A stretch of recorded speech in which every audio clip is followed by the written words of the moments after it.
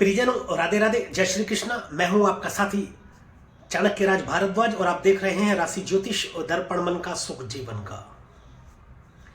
हजारों वर्ष पूर्व एक महान और ज्ञानी ऋषि हुए भृगु, जिन्होंने भृगु संहिता की रचना भी की, जो भृगु संहिता के रचयिता हैं। उनका एक बालक ने जन्म लिया जिसका नाम रखा गया कवि। कवि जब शिक्षा योग्य हुआ तो भृगु ने एक और महान ऋषि अंगिरस के आश्रम में उन्हें शिक्षा ग्रहण करने के लिए भेज दिया।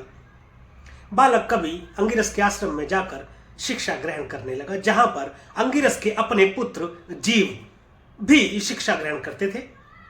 जीव और कवि में मित्रता हो गई, दोनों मित्र हो गए और बाकी विद्यार्थियों के साथ अंगिरस के पुत्र जीव और ऋषि भृगु के पुत्र कवि दोनों ही शिक्षा ग्रहण करने लगे।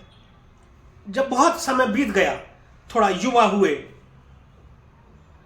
कवि और जीव, तो अंगिरस ऋषि ने सोचा कि क्यों ना परीक्षा लेकर के ये देखा जाए कि इन्होंने कितनी शिक्षा ग्रहण की है या कितना शिक्षा में निपुण हुए हैं। तो उन्होंने सबसे पहले जीव और कवि को सामने बिठाकर और कुछ प्रश्न किए। उन प्रश्नों के उत्तर जीव के मुकाबले कवि ने बहुत तीव्र और बुद्धिमत्ता से दिए, जिससे कि ये समझते देर न लगी अंगिरस को कि कवि बहुत ही मेधावी और प्रतिभाशाली और बुद्धिमान बालक है मुकाबले उनके अपने सुपुत्र जीव के। तो एक कुंठा मन में आई, एक ऐसा विचार मन में आया कि मेरा बच्चा थोड़ा पिछड़ रहा है, इस तरह से तो मेरे बेटे को ज्ञान की प्राप्ति कम होगी या ज्ञान नहीं होगा, ज्यादा ज्ञान इसको हो जाएगा, यानी मेरे बेटे से ये ऊपर हो जाएगा। ऐसा मन में विचार आने के उपरांत आचार्य ने यह निर्णय लिया कि वह जीव को अलग से शिक्षा ग्रहण कराएंगे, जो कि आज के समय में ट्यूशन या कोचिंग का रूप ले चुकी है। उन्होंने बाकी विद्यार्थियों से अलग जीव को अलग से शिक्षा देना शुरू किया और कवि की उपेक्षा करने लगे। यानी शिक्षा ग्रहण जब और विद्यार्थी करते थे तो कवि को कोई और कार्य बता दिया जाता था, जिससे कि वो शिक्षा से वंचित रह जाता था। कुछ ही समय में कवि को समझते देर न लगी कि गुरुदेव मेरी उपेक्षा कर रहे हैं, परंतु समझ नहीं आया कि ऐसा क्यों कर रहे हैं। एक दिन कवि ने विनम्रता पूर्वक हाथ जोड़कर ऋषि अंगिरस से पूछा कि गुरुजी, क्या मुझसे कोई अपराध हुआ है जिस कारण मुझे लग रहा है कि आप जब दूसरे विद्यार्थियों को शिक्षा दे रहे होते हैं तो मुझे कोई उसी वक्त कोई कार्य बता देते हैं, तो मेरी शिक्षा में व्यवधान आता है। इतना सुनकर कि तू मुझ पर पक्षपात का आरोप लगा रहा है, और उन्होंने कहा कि इसी वक्त तू मेरे आश्रम से निकल जा। इतना सुनकर कवि उनके आश्रम से, ऋषि अंगिरस के आश्रम से निकलकर चला गया और उसी समय के एक और महान ऋषि गौतम ऋषि के आश्रम में जा पहुंचा, जहां पर गौतम ऋषि ने बालक कवि को शरण दी और उन्हें शिक्षा देने लगे। तो कुछ ही समय में बालक कवि ने अपनी शिक्षा पूर्ण कर ली और गौतम ऋषि ने कहा कि जितनी मेरे पास शिक्षा थी या जितनी मैं शिक्षा दे सकता था तुम्हें, मैं उतनी दे चुका हूं, अब मेरे पास कोई शिक्षा बची नहीं है। और लेकिन आपके अंदर प्रतिभा बहुत है, आप बहुत ज्यादा प्रतिभाशाली हैं, आपके अंदर और ज्यादा इतनी प्रतिभा है कि आपको और ज्यादा शिक्षा मिलनी चाहिए, परंतु इस धरती पर अब कोई ऐसा आचार्य या ऐसा ऋषि नहीं है जो आपको इससे आगे की शिक्षा दे सके। अब आप देवादिदेव महादेव की आराधना कीजिए, उनकी उपासना कीजिए, वही आपको आगे की शिक्षा देंगे। गुरु की आज्ञा का पालन करते हुए बालक कवि, अब जो कि वयस्क हो चुका था, देवादिदेव महादेव की उपासना करने लगा। हजारों वर्ष तक महादेव की उपासना करने के उपरांत महादेव प्रसन्न हुए और उसे दर्शन देते हुए यह वरदान दिया कि आपको वरदान देते हुए उन्हें मृत संजीवनी विद्या की प्राप्ति करा दी। मृत संजीवनी विद्या वह विद्या थी जिससे किसी भी मृत व्यक्ति को जीवित किया जा सकता था, और यह उस समय पृथ्वी पर किसी और के पास नहीं थी। परंतु जब तक देवादिदेव महादेव ने यह विद्या बालक कवि को दी, अब तक वयस्क हो चुका था वो कवि को दी, तब तक वह दैत्यों का गुरु बन चुका था।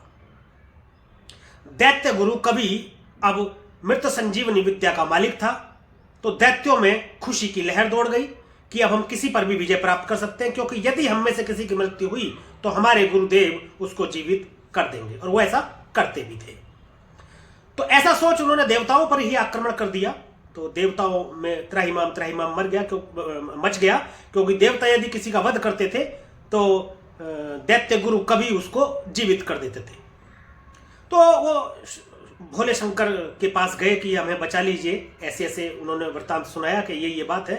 तो शिव जी ने क्या किया कि अपना आकार बढ़ाया, महादेव ने अपना आकार बढ़ाया और अपने मुंह के जरिए कवि को निगल लिया।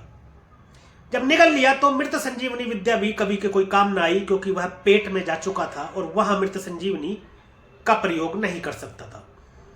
तो उसने अपनी बुद्धि का प्रयोग करते हुए वही बैठ करके देवादिदेव महादेव की उपासना या उनकी आराधना, जो उनकी तपस्या शुरू कर दी।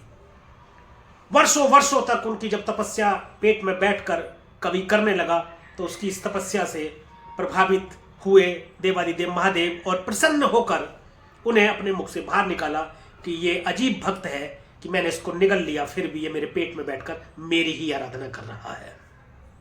और फिर उसको एक वरदान दिया कि आप अब कवि के नाम से नहीं, यहां शुक्र आचार्य के नाम से जाने जाओगे और आपको नवग्रह में स्थान मिलता है। तो देवादिदेव महादेव ने कवि को शुक्राचार्य नाम देते हुए नवग्रहों में स्थान दिया, और तब से ये शुक्र जो है चमकता, वो जो तारा आप देखते हैं आकाश के अंदर, वह शुक्र है, और शुक्र ग्रह तब से नवग्रह में शामिल हुए। तो प्रियजनों, ये कहानी बताने का मेरा जो मकसद था वह इतना था, क्योंकि 18 जनवरी सन 2024 को रात्रि 8:46 पर शुक्रदेव गोचर कर चुके हैं वृश्चिक राशि से निकलकर देवगुरु बृहस्पति के स्वामित्व वाली राशि धनु में। यह कहानी सुनाने का इसलिए भी एक और मकसद था, क्योंकि दैत्य गुरु शुक्राचार्य के विषय में भी बताना था और देवगुरु बृहस्पति के भी विषय में बताना था, जिनकी राशि में ये गोचर कर रहे हैं।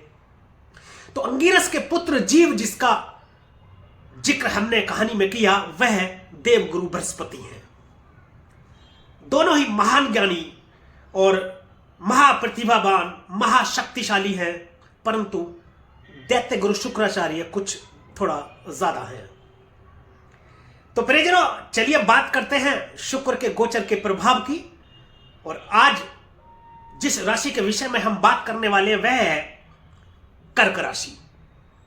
तो प्रियजनों, कहीं मत जाइएगा, मेरे साथ बने रहिएगा अंत तक। वीडियो में मैं बताऊंगा कर्क लगन और कर्क राशि के जातकों पर शुक्र के गोचर का क्या प्रभाव रहने वाला है, और वीडियो के अंत में मैं बताऊंगा अनोखा और सिद्ध और प्रभावशाली, शक्तिशाली उपाय, जिसके माध्यम से यदि शुक्रदेव कुछ नेगेटिव प्रभाव दे रहे होंगे तो उसको कुछ हद तक पॉजिटिव कर सकते हैं, यदि पॉजिटिव प्रभाव दे रहे होंगे तो उसको कुछ हद तक और बढ़ा सकते हैं।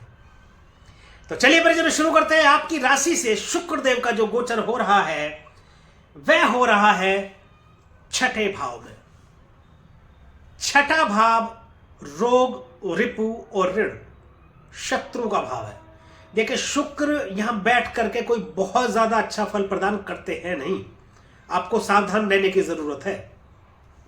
कोई पुराना रोग आपका उभर सकता है, जो कोई पुराना रोग था, कोई ऐसा हो सकता है कि आपको कोई रोग हुआ हो और उसका उपचार आप करा चुके हो, कोई ऐसा रोग हुआ हो जिसका ऑपरेशन करा चुके हो आप, और वो ठीक चल रहा हो, वह फिर से उभर सकता है। उस विषय में आपको सावधान रहने की जरूरत है। शत्रु आपके जरूर निष्फल रहेंगे, परंतु जो ऋण की समस्या है वह थोड़ी आपकी बन सकती है, वह आपकी थोड़ा परेशान कर सकती है आपको। छठे घर में शुक्र बैठ करके देखिए, एक और कष्ट का आपको सामना करना पड़ सकता है। किसी स्त्री द्वारा आपको धोखा देने की संभावना बन सकती है धन के मामले में। चीटिंग की संभावना बन सकती है, चाहे वह आपके प्रेम संबंध के चलते हो सकता है आप किसी के प्रेम में हो तो आपकी प्रेमिका या आपका प्रेमी आपको चीट करे। दाम्पत्य जीवन में भी चीटिंग की संभावना बनती है, यानी किसी भी प्रकार से एक विपरीत लिंगी के द्वारा, यदि आप पुरुष है तो स्त्री के द्वारा, यदि आप स्त्री है तो पुरुष के द्वारा आपके मतलब आपके चीटिंग हो सकती है, आपको धोखा मिलने की संभावना है। यहां विराजमान है तो ये आपके सुख भाव के यानी चतुर्थ भाव के और 11वें भाव के लाभ भाव के स्वामी बने हैं। भूमि भवन वाहन सुख भाव के स्वामी हैं। सुख की प्राप्ति तो आपको करा देंगे प्रियजनों, ये खुद भी इस चीज के मालिक हैं। तमाम तरीके के भोग विलासिता, धन दौलत, सौंदर्य प्रसादन और प्रेम, विवाह आदि के कारक शुक्र माने जाते हैं। और चौथा भाव भी सुख का है, तो सुख के कारक शुक्र ही माने जाते हैं। ये सुख की आपको प्राप्ति करा देंगे, उसमें लाभ देंगे। परंतु 11वां घर जो है जिसके ये मालिक बने वो इच्छा पूर्ति का है। अनैतिक संबंधों के आपके अंदर एक लालसा बढ़ सकती है, आप लालची हो सकते हैं। हो सकता है आप अनैतिक कार्यों से धन कमाने की इच्छा आपके अंदर जागृत हो जाए, परंतु सलाह दी जाती है यदि आपने ऐसा किया तो आपको कष्ट का सामना करना पड़ेगा। यह बहुत अति कष्टकारक होगी यदि अनैतिक तरीके से धन कमाने की लालसा आपके अंदर आई तो। आप मतलब लालच के चलते ऐसी भी संभावना बन सकती है कि कोई आपका परिवार का ही सदस्य आपसे किसी अनैतिक कार्य के द्वारा धन कमाने की इच्छा से आपको अपने साथ सम्मिलित करने का प्रयास करे, तो सावधान रहने की जरूरत है। देखिए ज्योतिष क्या है, ज्योतिष सावधानी है, संभावना है और सावधानी है। जो संभावना यदि आपको पता चल रही है तो उससे सावधानी रखने की आपको जरूरत है। इस दौरान यदि आप शादीशुदा हैं तो अपनी पत्नी को नंगे पैर ना रहने दें, उनको हमेशा जुराब पहनने के लिए बोले। यहां बैठे हैं प्रियजनों 12वें भाव में दृष्टि डाल रहे हैं। 12वां भाव सैया सुख का है, विदेश का है, हॉस्पिटल का है, कोर्ट कचहरी मुकदमा आदि का है। किसी चरित्रहीन महिला के द्वारा आरोप लगने उपरांत कोर्ट कचहरी के चक्कर लगाने पड़ सकते हैं, किसी मुकदमेबाजी में आप फंस सकते हैं। अत्यधिक कामुकता के चलते अवैध संबंध तो आपके हो ही सकते हैं, अनेक संबंध हो सकते हैं। स्त्रियां तो अनेक पुरुषों से, पुरुष तो अनेक स्त्रियों से। इस चीज के आप में मतलब आप लालायित हो सकते हैं, इस चीज के लिए आपके अंदर एक लालसा पैदा रहेगी। परंतु विदेशों से आपको लाभ करा सकते हैं, खर्च तो आपको जरूर कराएंगे। एक चीज मैं बता दूं, छठे घर में जो भी ग्रह बैठता है और 12वें घर में दृष्टि डालता है, उसकी एक खास बात है। शुभ ग्रह तो शुभ कामों में खर्च कराएगा, अशुभ ग्रह तो शुभ कामों में खर्च कराएगा। शुक्र शुभ ग्रह है, ये विदेशों से आपको लाभ करा सकते हैं आपके व्यापार के द्वारा। 12वें घर को व्यापार, 12वें घर से व्यापार को भी देखा जाता है। इंपोर्ट एक्सपोर्ट के काम में आपको लाभ की स्थिति करा सकते हैं, यानी कि आप खर्च करेंगे तो उससे आपको लाभ भी होगा। 12वें घर में दृष्टि डालने हैं शुक्र तो प्रियजनों शुक्र के गोचर का प्रभाव यह रहा कर्क राशि के जातकों पर। इससे पहले कि हम कुछ उपायों की बात करें, लेकिन उससे पहले मैं आपको बता दूं कि आप अपने कर्मों को जरूर अच्छा रखें। सबसे पहली बात तो शुक्र छठे घर में विराजमान है, तो ये कोई बहुत ज्यादा अच्छा फल आपके लिए है नहीं, थोड़ा बहुत ठीक है, लेकिन ज्यादातर आपके लिए थोड़ा गड़बड़ वाला है, तो उसमें आपको थोड़ा सा ध्यान देने की जरूरत है।